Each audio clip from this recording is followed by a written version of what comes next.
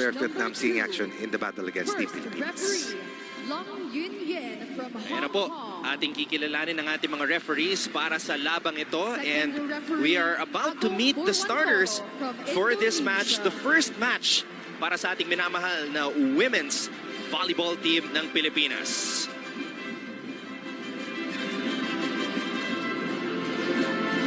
It's now time to meet the starters. First, for Vietnam. Opposite hitter number 2, Dang Thi Kim Tang. Outside hitter, their team captain number 3, Chun Thi Teng Toy. Outside hitter number 11, Nguyen Thi Swan. Setter number 12, Nguyen Tu Hoi. Middle blocker number 15, Nguyen Thi Tring. Middle blocker number 16, Boy Thi Nga. And their libero number 8, Nguyen Thi Kim Lin. Head coach for Vietnam is Nguyen Tuan Kit. Let us now make some noise for the starters for the Philippines. Outside hitter number 2, Alyssa Valdez. Outside hitter number 6, Ces Molina.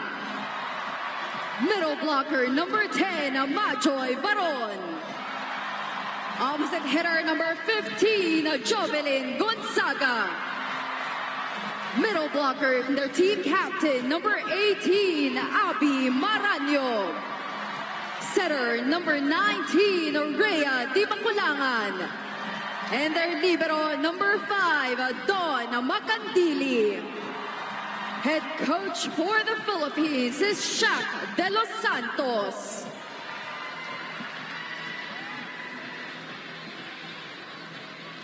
Before we start the match, paalala lang po, pakipatay ang flash ng ating mga cameras. Muli, pakipatay po ang flash ng ating mga cameras. Maraming salamat po.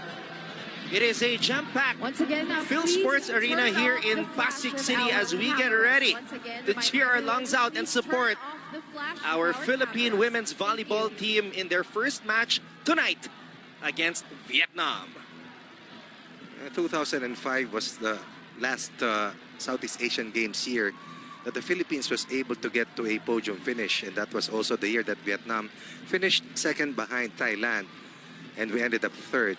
But since then, we have not been able to get to the medal phase, and right now we are banking our chances on our young ladies who are definitely eager to show our countrymen things that they can do and the medal that they can win for our beloved country. It was August 14, 2017, the last time our women's national team played against Vietnam in the Philippines with T4 in the lineup. We won that match in 4 sets in Santa Rosa, Laguna.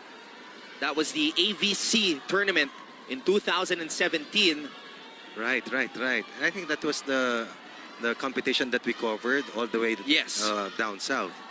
Now looking at these 2 countries, the Philippines has won the gold 6 times and has finished twice, taking the second place spot. The Philippines has also brought the bronze medal 4 times in its historical part of taking part in this competition, while for Vietnam, 8 second-place finishes, or 6 second-place finishes, and 2 bronze medal finishes, for a total of 10 medals in their competition in the Southeast Asian Games. Well, if we're going to base it on the medals, it seems like an impossible task for the Philippines to win against Thailand, Indonesia, or Vietnam. Pero ang puhunan natin, ang puso at paniniwala that we can achieve the impossible here in the Southeast Asian Games. And when you're fighting in front of your kababayans, your loved ones, you will go all out. And it will be the veteran setter, Rhea Di Maculangan, who will start things off para sa Pilipinas dito sa kanilang unang laban sa Women's Volleyball Tournament ng 30th SEA Games. And we are officially underway. Running attack agad ang pinakawalan ng Vietnam. Unang atake mula kay Ces Molina, Macandili, popping it up, Majoy Baron. Trying to tip it over to the other side. Matatag ang depensa ng Vietnam. Pupunta sa kabila. Jovelyn Gonzaga was there. Di makulangan. Babalik kay Molina. Puntos para sa Pilipinas. Very important for our national players to get a good start, to get the crowd behind them from the first point onwards. And of course, Don Macandiles thumbprint all over that last point. Not only offense is going to be vital for our campaign, but our floor defense has to be consistent for us to be able to handle the offensive arsenal of Vietnam as well. Valdez popping it up from the back row. It's a back set para kay Gonzaga. Naka-recover ang Vietnam. T4 hitting it from the back row. Molina na naman. They go to the open hitter. Nguyen, nothing there. Molina again. This time to the other side para kay Dang. Molina drop ball. And what a start. What a long rally we are witnessing sa pagsisimula ng laban na to. Quick attack para kay Majoy Baron. Tama ka kasama Anton. Long rallies are what we're seeing. And yet we have only played 2 points. And this is the kind of improvement that we've seen of Team Pilipinas in its quest to prepare for the Southeast Asian Games dito sa ating bakuran. And Majoy Baron, who was the top blocker in the last 2 stages of the ASEAN volleyball Grand Prix. competition, has definitely improved leaps and bounds. Definitely one of the players to watch para dito sa Pilipinas. Si Majoy Baron, best blocker last September and October sa ASEAN Grand Prix. And an MVP in her own right as well, playing in multiple tournaments, of course, here in the country. Of course, a product of the De La Salle Lady Archers under Coach Emil De Jesus. Combination play, Cés Molina. Excellent first ball for the blue shirts, and Cés Molina delivers his first point of the competition. You talked about yung passion, you talked about heart, but you also have to realize that preparation is essential in their bid to land a podium finish or even hopefully fight for the gold medal. Ang tagal na ganda ng team na to, and they've been outside the country for the longest time before ending their preparation dun sa huling ASEAN volleyball competition last October. At eto na, Coach Ronnie, nagpakilala muli sa ating mga kababayan. Tran Thi Tan Toy. No problem against the double block, going cross court, scoring the second point in the first set for Vietnam. And you were talking about the preparations as we take a look at this drop ball by Gonzaga. T4 na naman. And we know they're going to keep going to her. Right, this time going down the line, changing direction, having the same result, scoring 2 consecutive points for Vietnam. Talked about the fact that the defense of Team Philippines is going to be critical. Not just the floor defense, but yung net defense. Kailangan mamarkahan yung mga makakasakit sa ating depensa. Kailangan yung net defense natin kasi Matibay. ganda ng net defense kagabi ng men's volleyball team. Right, and 2 straight points by Vietnam. Philippines stops the run. 1 point lead for Eliza Valdez and the rest of our Team Pilipinas. Majoy Baron prepares to serve for the first time for Team Philippines. Ang pambato ng Concepcion Tarlac, the MVP from DLSU. A multiple UAAP champion. Errors are going to be part of the game, but it's very important for us na minimal at limited, lalong-lalo na from the service line, because that is the first line of offense that you can use against, of course, yung reception ng kalaban. Dang. Too strong on that serve. Palitan ng service errors, and you can sense the electricity, of course, in the playing venue, buoyed by the fact that I'm sure kanina pa yung ating mga kababayan na nag-aantay sa gitna ng bagyo, sa matinding traffic, they're all here to support our national players. Gonzaga. Papalik ang bola sa Pilipinas. Di makulangan. To Valdez. Trying to go down the line. Overshoots. Second unforced error for Team Philippines. There is a challenge on the call by Vietnam. I believe that Block ball was touch. called in. And that's why challenge itong Vietnam. The first challenge Right. of the match. Silipin natin dito.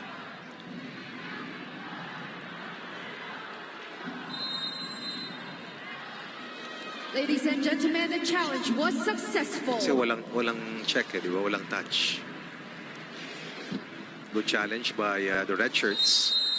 Instead of a 2-point lead for Team Philippines, we're tied at 5. T4, Molina.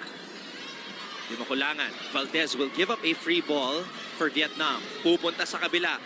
Nguyen, Fishuan, nothing there. A very smart power tip coming from player number 11. Alam mo, ang hindi ko nalang nakikita rito na dalawang big names are the Santiago sisters, no? But overall, this is probably the best possible unit that Coach Shaq can assemble for the Southeast Asian Games. Jaja Santiago was there the last time the Philippines In beat 2015. Vietnam here in the AVC na naglaro itong si T4. Arado to Valdez. When Gonzaga was there, di makulangan. Pinalik kay Valdez. Drop ball. Excellent Pancake. pancake. T4 mula sa back row. Molina gets it back in the air. Babalik ang bola kay Valdez. And too much spice on that spike for Eliza. And this will be a total of 3 straight points for Vietnam. Could have been a 6-4 advantage for Team Philippines earlier, but Vietnam, after that successful challenge, has strung up 3 consecutive points to build its biggest lead, a 2-point cushion versus Team Philippines. Now, the scariest thing about T4 is that she's only 22, Coach Ronnie. 22 and already the captain for Vietnam. Here she is from the back row, 22 and 6'4". Gonzaga, back row attack. And Jovelyn Gonzaga shows us her craftiness there on that off-speed hit. It's really heartwarming to see Jovi Gonzaga donning the national colors. And she was able to get to her peak in time to make it to the lineup, scoring her first point of the competition, lead down to 1 for Vietnam. The only player who's not part of the NCAA or the UAAP, Jovelyn Gonzaga. And how about that blocking from Ces Molina? Talked about the need for Team Philippines in terms of floor defense, in terms of their net defense, to be consistent, omnipresent, and to double their effort against the red shirts of Vietnam. 2 straight points mula sa Pilipinas. Tabla tayo at 7-all.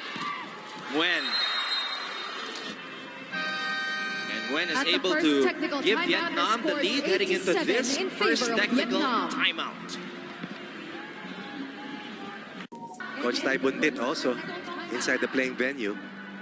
And Mr. Jonathan Nang of Rebisco, all-out support para sa ating mga minamahal na atleta. Oh, right in the heart of Pasig, tamang-tama. Called off yung maraming mga estudyante na walang pasok kanina. And of course, pati yung mga pasok sa ating kalakalan.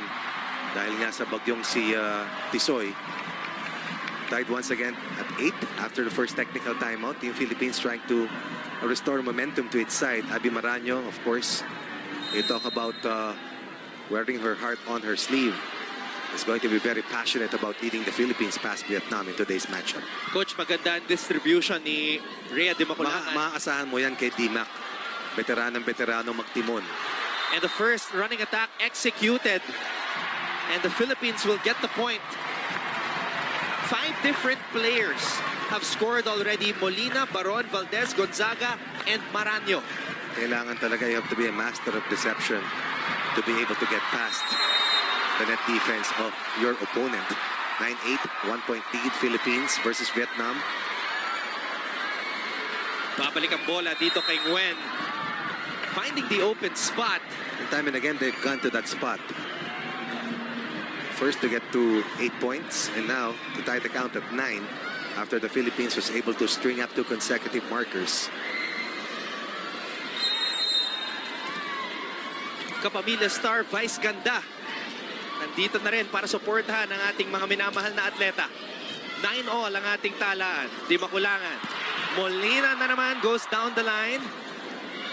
Papalik ang bola dito kay Dang. Excellent double block. Ooh, net touch. Net touch, net infraction called against the Philippines. There is a challenge by the Philippines. One touch. So now it's the Philippines issuing their first challenge of the match, Coach. Right, why not? Kanina yung Vietnam was able to get a point back to their side. Now this is something that we have to observe yung body language na ating mga manlalaro, Coach.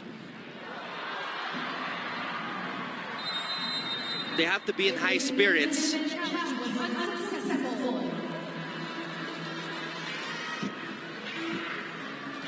Unsuccessful challenge. Vietnam moves ahead 10-9.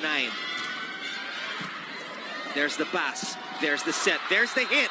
Is it on the line? Right, on the line. Yes, it is. And once again, a very good first ball will enable your middle hitter to launch a point of attack. And Majoy Baron has been at her best, at least in the last few years. She's been at the top of her game, winning multiple individual awards and helping her team secure multiple championships as well. But we will commit our second service error of the first set and will allow Vietnam another 1-point lead at 11-10. Nagpapalitan bilang ating mga libero si Kat Arado at si Don Macandili. Two of the best. Pasok yan para kay Nguyen. Di makulangan. Difficult set. Gonzaga gets another point para sa ating kupunan. That was a good misdirection coming from Majoy Baron. Freed up Gonzaga. And Gonzaga once again delivers 2 points in the first set for Jovi Gonzaga. Ces Molina with 3 points so far here in this match. Regalo para sa Pilipinas, but Majoy decides to toss it up. And Gonzaga gets another point. Right. Extracting full use of that free ball given up by Vietnam. Anytime you get that kind of an opportunity, it's very important for you to convert in transition. And Jovi Gonzaga was able to once again score and help Team Philippines secure another solitary point advantage. Babalik ang bola dito sa Pilipinas. Another free ball. D-Mac to AV. Alyssa Valdez. First point for Alyssa. Or 2 points for Alyssa in this match. Easily the most popular figure in volleyball in the country. The face of volleyball, women's volleyball to be exact. I am really liking the distribution of Rhea de Maculangan. Last night, we were talking about the 19-year-old Josh Retamar. Ngayon naman, it's the veteran setter, Rhea de Maculangan, doing wonders. 3 different players have scored 3 points, Molina, Baron, and Gonzaga. According to Coach Dante Alonsinurin last night, he knew the pulse of what the team needed. And he felt that they needed the kind of game that Ivy Retamar can give. Not just to the offense of Team Pilipinas, because he really scored a lot, but in terms of defense as well, his presence at the net and his ability to be gifted with that height, to be able to help out and be as quick as possible. Batang-bata, walang fearless, no? At higit sa lahat, meron ng karanasan bilang UAAP champion itong si Joshua Retamar. Pero walang karanasan sa paglalaro sa SEA Games. It was his first SEA Games match. But again, in terms of preparation, they've been out of the country multiple times. And kailan lang din sila bumalik to be able to once again make sure that they are all healthy for the Southeast Asian Games. And that's where you see the importance of the preparation. Very, very important. The women's national team has also been training hard. In September, they trained in Bangkok, Thailand. And in October, they spent 12 days in Tokyo, Japan. You always have a timeline in terms of preparation. And I believe that even the template that Coach Shaq and his coaching staff is using for the Southeast Asian Games goes far beyond September. And this is just the culmination of that long-term planning in terms of trying to just make sure that the Philippines, playing in its home court, will be able to get to the next step and hopefully get a bronze or an even better finish in this 30th Southeast Asian Games. T4 goes cross-court. Macandili was there. Valdez gets roofed. Double block against Alyssa Valdez. This time, Vietnam reading Rhea de Maculangan. Kanina, actually, naging problema rito ng Vietnam is yung kanilang reception. And that's why the Philippines was able to launch consecutive points of attack. And the Philippines was able to build a 2-point lead earlier, 13-11. It's Vietnam who makes the first adjustment, Coach Ronnie. Number 17, Tran Tu Lin is in. They had to. They had to because tide was changing and momentum was shifting to Team Philippines. But right now, yun din yung nagagawa ng video challenge eh. Nakakapahinga yung mga players, nakakapag-usap. Kasi minsan, alam mo namang hindi mo makukuha eh. Pero dahil sa meron ka, gagamitin mo. It's all about finding your edge and using that slight stop to be able to restore sanity to your campaign. Valdez, seeing that the skies were crystal clear, nobody at the top of the net. Easy point para kay Eliza. And now we have 4 players who have scored 3 points in this match. Yan yung ball distribution na sinasabi mo from Rhea Di Maculangan. T4, not over. First miss today for T4. And again, a 2-point lead. Look of concern for the red shirts. And once again, our countrymen rejoicing with this fine start coming from Team Philippines here in the first set. The last time we played against T4 in the SEA Games, she scored 26 points in the battle for third. So far, it's been a different story. And the Philippines will head into this technical timeout, leading Vietnam 16-13.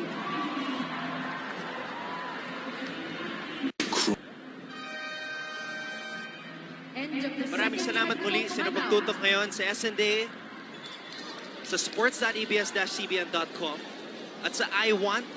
Kung saan man kayo naroroon, maraming salamat po sa napagsuporta sa ating mga minamahal na atletang Pinoy. Sa kasalukuyan lamang ang Pilipinas kontra sa Vietnam 16-13. Momentum is on our side. T4 had to improvise. Valdez over the blockers. And again, a very smart play coming from Team Philippines. Defense was here on the right side and then shifting that pass, pushing that set all the way to the open. And Valdez once again delivers 4-point lead. Ito yung body language na binabanggit ko kanina, more relaxed, especially when you're ahead. Right now, Vietnam trying to regain its composure, losing a 2-point lead and now falling behind by 4. Quick attack! How about that? Rhea Di Maculangan finding the captain, Abby Maranyo. At mapapa-timeout ang Vietnam.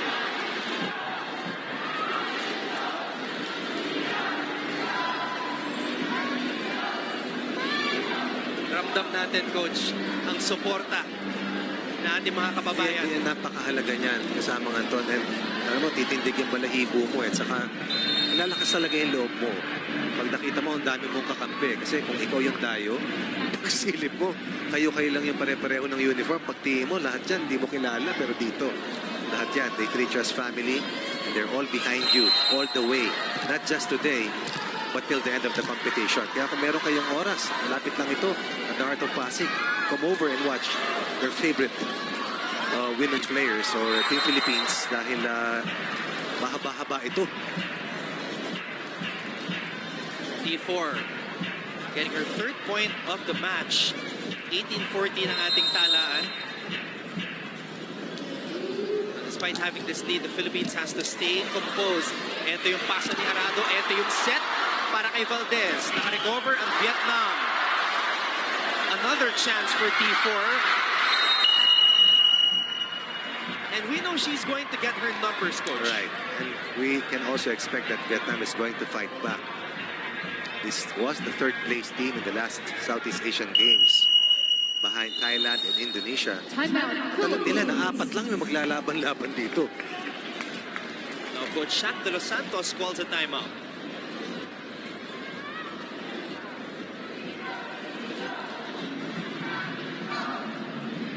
Coach Shaq de los Santos does not want to take any chances. Mahirap pag nag-shift yung momentum eh. Probably some defensive adjustments on who to mark at yung positioning. But right now, the important thing is we're still ahead by 3 points. And we salute our coaching staff, Shaq de los Santos, Brian Esquivel, and of course, Coach Emilio Kung Fu Reyes Jr. And one thing nice when you get to watch live, makikita mo rin yung mga ibang athletes na nanonood, scouting the opposition. Valdez. Ball is back in the air. We know it's going to go to T4. And that's why you have to be able to convert. Because in transition, pag napunta kay T4, yung atake, napakahirap pigilan. I believe she has only missed one so far out of the many attempts that she has taken here in the first set. And just like that, Coach Ronnie, T4 leads all scorers with 5 points here in this match. No surprise. Gonzaga. They go back to T4. Drop ball. Popped up by T-Mac. Valdez going down the line. Tran receiving that one. Valdez will try again. And Tran making sure that Valdez would not get the point. Wow. She coasted in 2 attempts prior to that very strong cross-court kill. Off speed, naibalik ng Team Philippines, another off speed. But the Philippines could not convert, and on her third try, T4 will cut a 4-point lead, just down to 1 at 18-17. Combination play, Jovelyn Gonzaga. And if there's one thing constant about the offense of Team Philippines, the misdirection has always been there. Makapakagat ka ng isang blocker, napakahalaga. T4 sumama. Isolated Gonzaga down the middle. Going to, of course, zone 1. And Gonzaga has been at the top of her game from the get-go. Number 15 out, number 12, Gia Laking bagay yung easing the pressure and disallowing Vietnam from tying the score at 18, 2.8. Philippines 19-17 as we take a look at Gia Morado for the first time in the Southeast Asian Games. And Mylene Paat checks in as well. Paat played solid volleyball in the ASEAN Grand Prix in Santa Rosa, Laguna. Let's see what she can contribute here in the SEA Games. T4 from the opposite side. Right, very good first ball for Vietnam. And once again, from the open to the opposite, T4 will have no problem scoring against the defense of Team Philippines. 6'4". 6'4", 22 years old. And let's see if she'll be able to sustain this against Team Philippines. Dahil puro sa kanya talaga yung bigay ng setter nila. They go to the opposite side this time to Huang. And we're able to stop that. And so far, if it's a hitter outside of T4, Philippines has been able to defend and score. Kill block registered by Team Philippines. 2-point lead na nanatili para sa Pilipinas.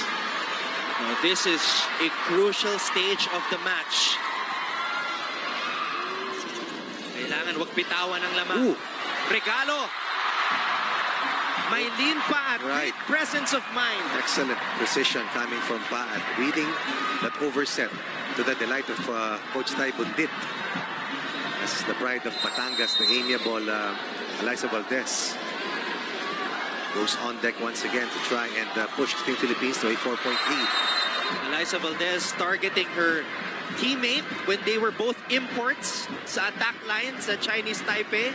Yes, they were once teammates, Eliza Valdez and T4. Si T4 ngayon naging import sa Japan sa V-League 1.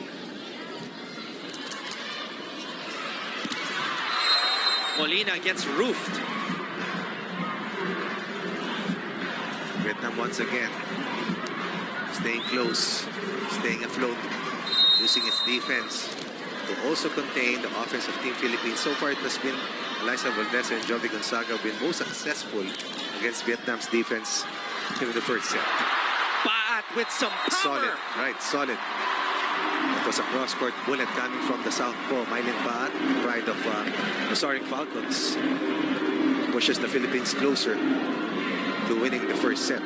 In Paat, tubong Pangasinan. Abby Maranyo naman ang pambato ng Antipolo.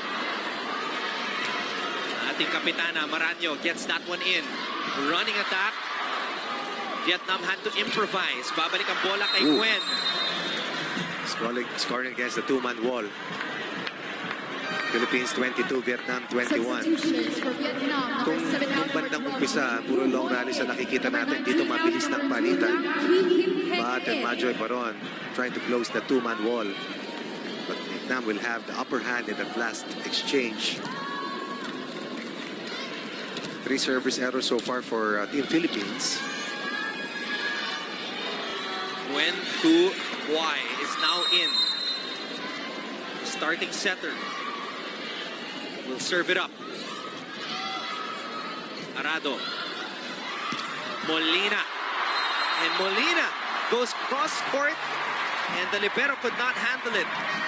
Earlier it was Macandili who was able to help out Philippines score at least 2 points in the early part of the first set. Now it's the turn of Kat Arado to be able to launch a good point of attack. Kailangan mo ng matinding floor defense, and Arado and Don Macandili are 2 of the best defensive aces we've seen in the UAAP in the last few years. So Coach Nguyen Tuan Hiet calls another timeout as the Philippines is just 2 points away from taking the opening set. And the story so far has been the ball distribution of our setters, mainly Rhea de Maculangan. And even our net defense has been constantly making it more difficult for Vietnam to score. Of course, aside from D4, who's been very successful and on point in our offensive arsenal. The rest have been contained by our defense. Kapit mga kapamilya. The Philippines hoping to close out set number 1. 23-21 ang ating talaan. D-Mac at the service line. That's in. Nguyen, cross court.